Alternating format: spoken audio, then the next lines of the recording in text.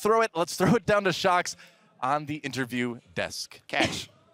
Not really on the desk, but here it so has an amazing fourth straight win in the group stage and locking in your spot to the quarterfinal. Let's talk about the next round in a little bit, because this game, my word, everyone here was holding their breath if they were an OG fan, and you're not particularly smiling. Tell us about the stressful situation for closing out that game. Go, Boris.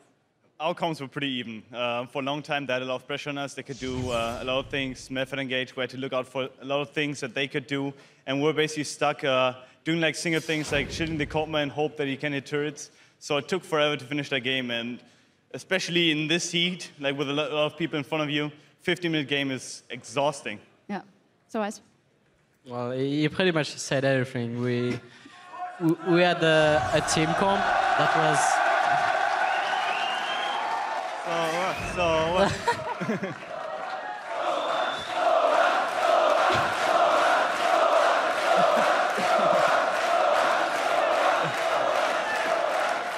Never gets old. Go ahead. No, we had a team comp that was pretty even, as you said. We did some, like, we didn't do our normal picks and bans where we last picked top lane. We last picked mid lane instead this game. And the thing is that Malphite could get really strong because I can't put enough pressure as Kenan into Malphite. So when we are sieging turret, we have to be careful about the Malphite ultimate all the time, and Niels cannot hit turrets. So if they would have something else than Malphite, I think the game would have been a lot different. Talk to us about TSM's play, especially in the early game. Strategically, it seemed like it was going a lot better for them than we've seen from them last week. Did that catch you off guard, and did that make you change your game plan in-game? No, I don't think it caught us off guard. Last week, they had a pretty good early game in every game, too. So we were prepared for that, especially because we knew they would first pick Elise, because it's a priority pick for both teams. So it was not surprising to us, ever since Elise, Syndra has kill combo. So, and there's no cleanse on the mid laner for you guys. Yeah, we're TP, you know, double TP. Yeah. That's how we do. But either way, it was not surprising to us. We knew they would come in with a lot of force and pressure, and they would do that thing. But luckily for us, we were able to stall out long enough. Do you think TSM has a chance to make it out after this showing, which was quite strong? I can't judge. I don't want to be the judge for that. I think the play will show if they can make it out or not. All right, then let's talk about you guys, because you locked in your seat for the next round in the quarterfinal. First place or second place, that's still left to be decided. What do you think you can do in the rematches here? And how different do you look at them, knowing one, you're locked in, and two, you crushed everybody last week?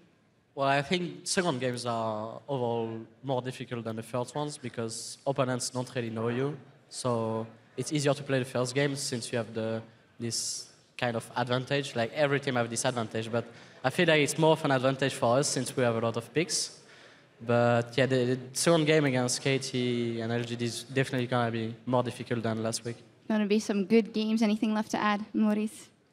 No, nope. Good. All right, well, there they are. OG advancing to the next round, the quarterfinal. Well, thank you guys very much for talking to me. Maybe see you later. Back over to you guys.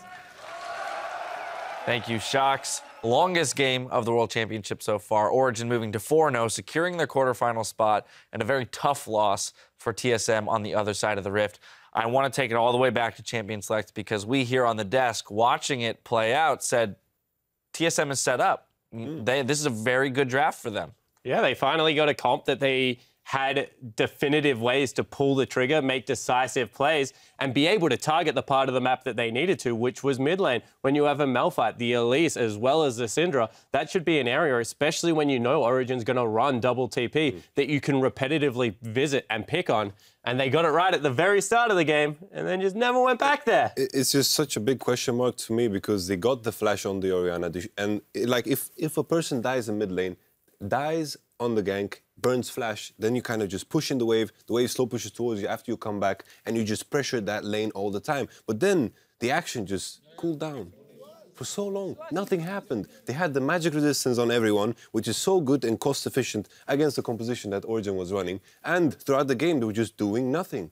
Yeah, and they never pulled the trigger on the Malphite ultimate at all. It was used to escape more than it was used to engage. Like, Dyrus was face-checking a whole bunch of things because he had to, but then they're never in a position where they're able to follow up, where it's giving him an opportunity to go in. But there were so many times that there were 5 people clustered. Like, we were here on the desk. Every time we saw Origen getting this ball, we were just like, is he going to go? Is he going to go? And he never did it. He never did it. It felt like he didn't want to be the reason that they lost the game off of a botched engage.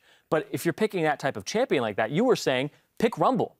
Yeah. Have a safe type of long-range engage. And the thing about that game that, like, just put it over the edge was that there were multiple times where, like, at the Dragon fight, all of a sudden, Gragas wanders up to a 6-item Jinx and just walks away again. Like, Turtle is so huge at that part of the game.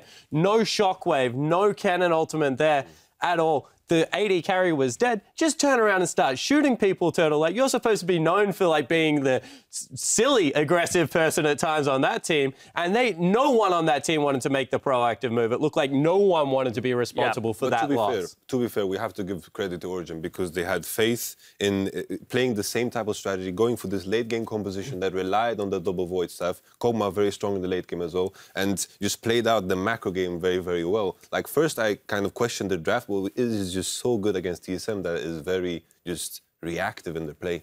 Yeah, and the thing I love about Origen in this tournament is they've been running double TP every single game, and they seem to be the best team to operate on it. The synergy between Peke and Soaz and the way they're using it to go around the map and create these pressure plays is the best that we're seeing here at Worlds. Also, their top laner Soaz that you were seeing on your screen earlier, he's got a huge champion pool. He opens them up in champions. Like, you're picking his Kennen really early in the draft, and he's able to deliver, and it's not countered effectively.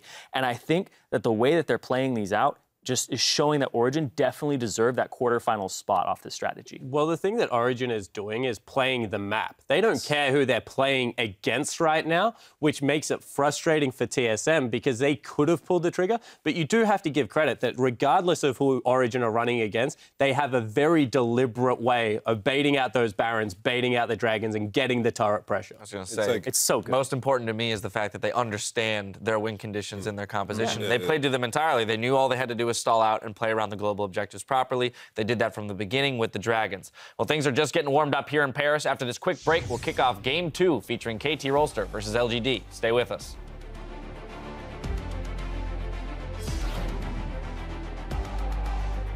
And then we go win, go eat some Burger King. Wait, why are you insulting me, Bjerg? Then we win, go eat some healthy food. Dyrus comes in for his own Soaz with the secondary engage, gets some stuns. There's Antonia. Soaz goes down though. Bjergsen, low health doing this dragon. 5th dragon, does it go? Oh, Turtle stole the dragon, and Origen denied. Can they follow it up? Lustboy gets grabbed. He's very low, goes down. Oh, the Rocket comes in. They take out Niels. Malphite, just kill Malphite. Take care of the Jinx, take care of the Jinx, take care of the Jinx Sirin. Syndra from behind you, Syndra behind you, Syndra behind you. She's dead. Good job, good job. And Origen will go 4-0 already in Group D.